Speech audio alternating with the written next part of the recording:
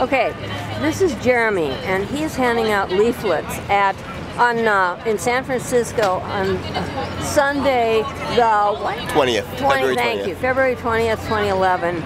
And there's a protest here in support of Iran, but there's so much else going on all over the Middle East that other countries' flags are represented.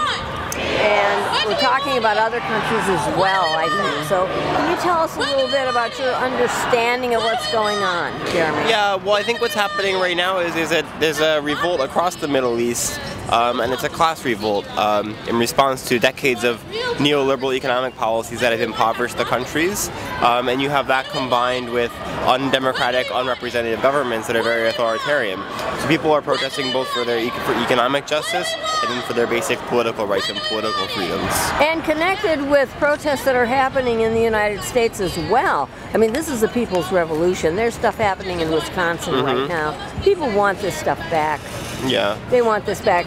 So can you tell me, to your knowledge, what are the countries in the Middle East that have been triggered by what happened in Tunisia and Egypt, to your understanding? There's been protests really in many places. Bahrain, which is a small emirate, very strongly supported by the United States government, in Yemen, in Libya, in Algeria, and of course in Iran, which is what people are out here today for.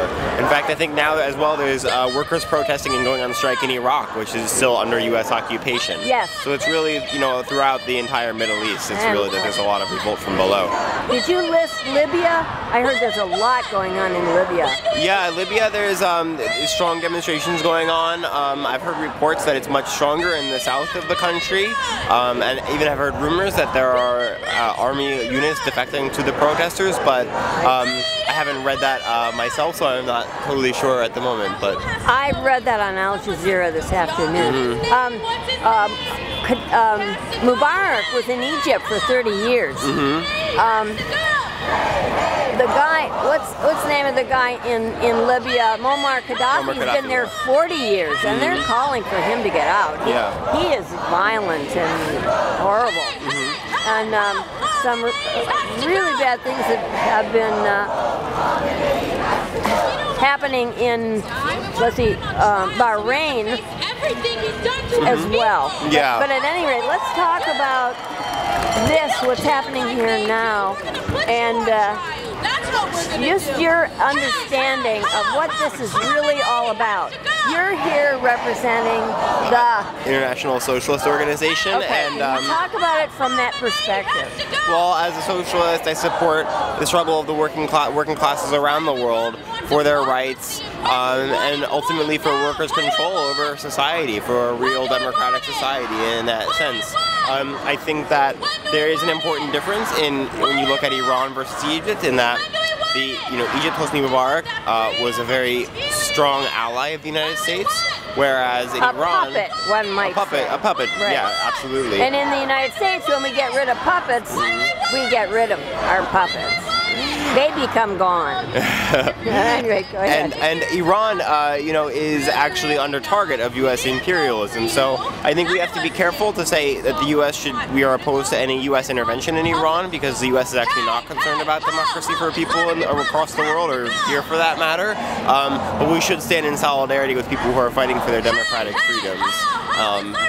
I think it's the same struggle everywhere, really. It's the struggle of the working class against those who own most of the wealth, even though it's created by us. Absolutely. We can't support these dictators anymore, and I think people across the world are saying that. So we're going to see these rolling protests, and they're really going to start, my reading is, going to really get revved up in this country. Yeah, well, I think Wisconsin is the first sign of that, and really where it goes. It's going to Indiana next. Yeah, there's been solidarity actions for sure in other states. I think really what happens next and where it ends depends on what we do. The left is at a historical low point in this country, but I think that in terms of organization and size, but I think that events in Egypt and Tunisia and elsewhere have really proven again to people that mass protest does work, and I think it's lighting a fire under people. And I'm optimistic, but I think that we can't take anything for for granted. I think that really what we do in terms of organizing more demonstrations and building good, political understanding of what's happening is really going to determine whether we can win or whether, we're forced to give back more of our wages and pensions and benefits. Okay, that's beautiful. Tell me two things. Are you from the Bay Area, from San Francisco? Where are you from? I am from Oakland. You're from Oakland, yeah. all right. And can you tell me your age? I am 30. Excellent. I'm so pleased with you guys. You are just so great. Thank you. Yeah, I mean, it was a lot of what happened in Egypt was the youth. It was a lot more than that. But you guys are great. You're just not taking this anymore. And I'm very proud of you. Thank you very much. And your name is